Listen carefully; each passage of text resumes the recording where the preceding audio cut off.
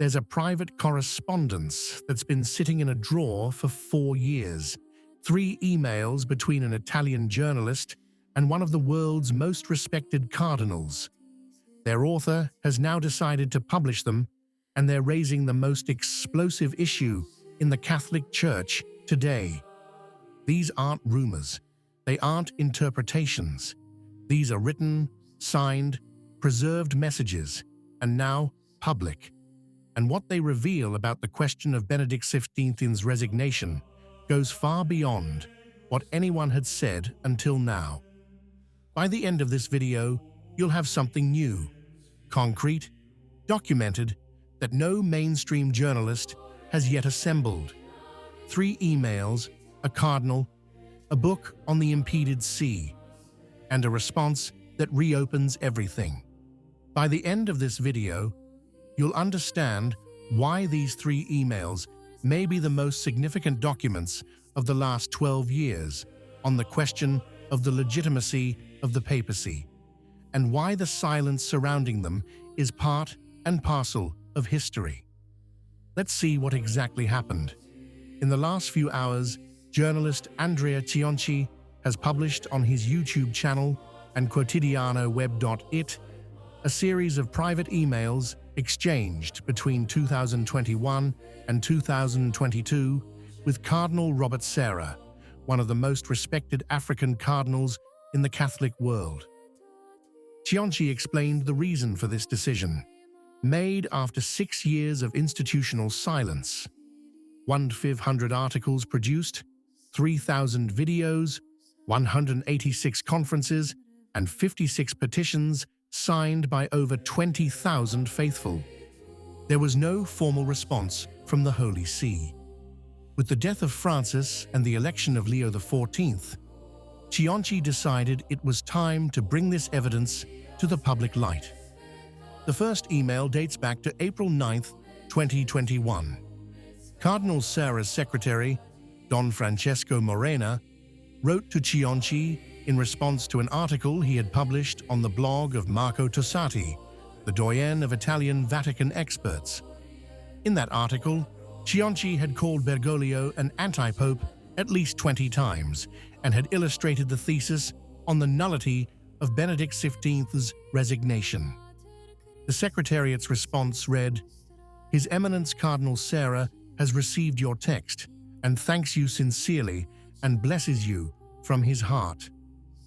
Pay attention to this detail. This wasn't an automatic response. It was a personal and thoughtful response with the explicit blessing of a cardinal to an article that called Bergoglio an anti-pope for pages. On July 10, 2022, more than a year later, Cianci wrote directly to the cardinal to ask for the postal address to which he could send a copy of Codis Ratzinger, his recently published book on the impeded see of Benedict XV's. Sarah responded personally, "Thank you so much for your message.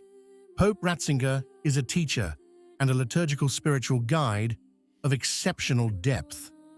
Thank you for your reflection. Here is my address. With my prayers and blessing, Robert Cardinal." It will be. On August 6, 2022, after His Eminence had received and presumably read the Ratzinger Code, the Secretary, Don Agustin Sciacco, wrote, "His Eminence acknowledges receipt of a copy of your volume Codis Ratzinger and thanks you for your kind sending, with the hope that it will enlighten consciences." 3 messages, 3 responses in the space of 16 months. A cardinal who receives articles calling Bergoglio an anti-pope blesses the journalist, asks to receive his book on the impeded see, and then hopes that the book will enlighten consciences. Cianci claims that these emails demonstrate that Cardinal Sarah was fully aware of his thesis as early as 2021 and never denied it. Let's understand who Andrea Cianci is and why his work matters so much. He's not an anonymous blogger. He's an Italian journalist and art historian who for 6 years has been conducting a systematic investigation into a single question: did Benedict XVI really abdicate? His book, Codis Ratzinger, sold 25,000 copies and won 2 international journalism awards. He produced over 1,500 articles, held 186 conferences, and filed 5 formal petitions with the Vatican Secretariat of State, the last one signed by over 20,000 faithful. This isn't amateurism. It's systematic documentation, built piece by piece over the course of years.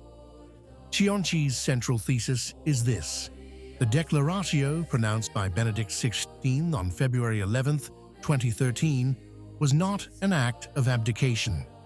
It was a decree by which the Pope announced his impediment to his see, the canonical condition in which a Pope is unable to freely exercise his office, but not deprived of that office.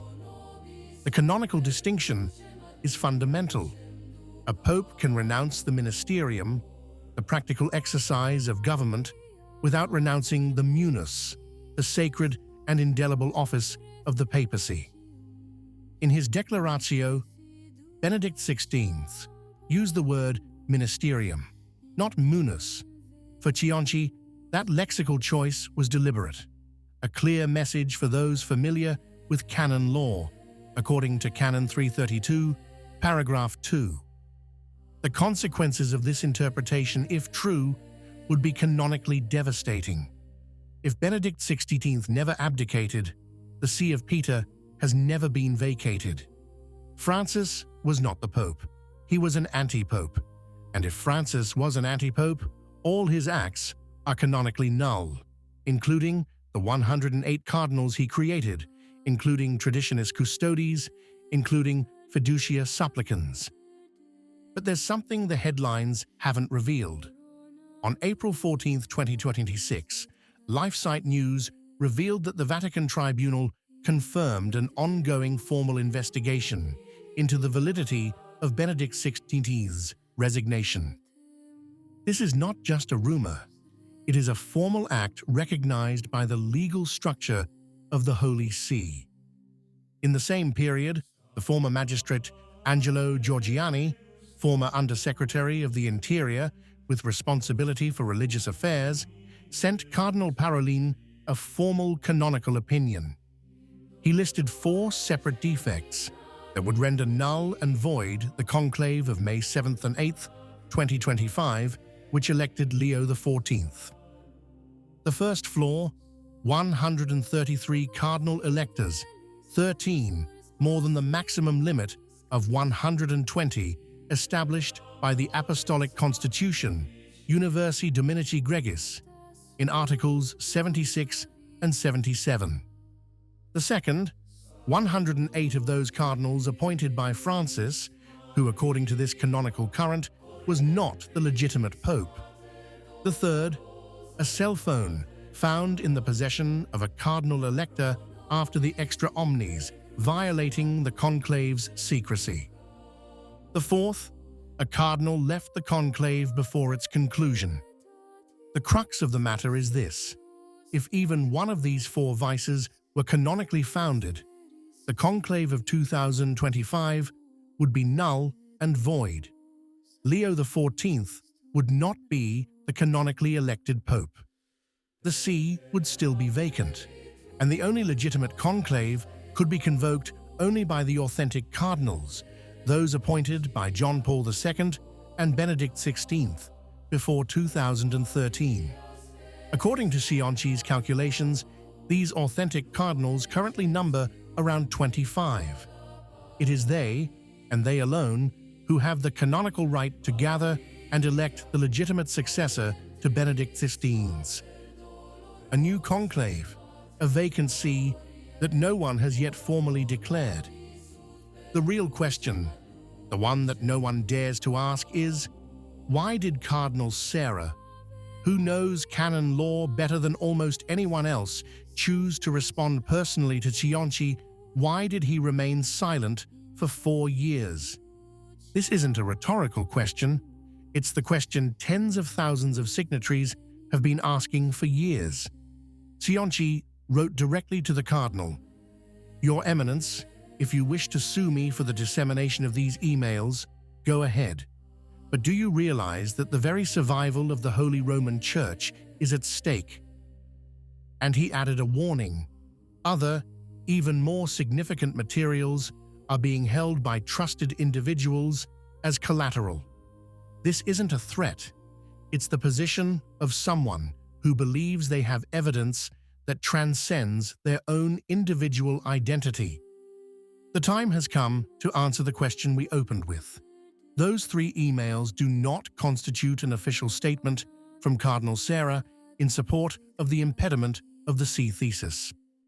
But they demonstrate something equally significant, that a cardinal of his stature was fully informed of this thesis, blessed it, received the book, and hoped it would enlighten consciences without ever publicly denying it. The Church has already experienced moments in which juridical truth and lived reality diverged for decades. The Great Western Schism produced 3 simultaneous popes for nearly 40 years. What traditionalists are demanding isn't chaos, it's clarity.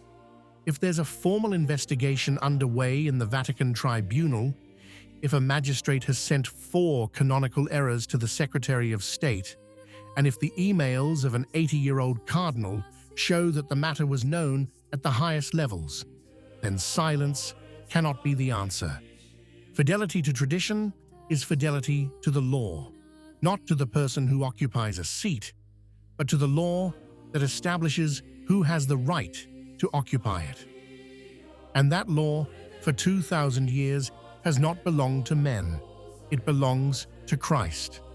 What do you think? If you liked the video, comment Amen. God bless you.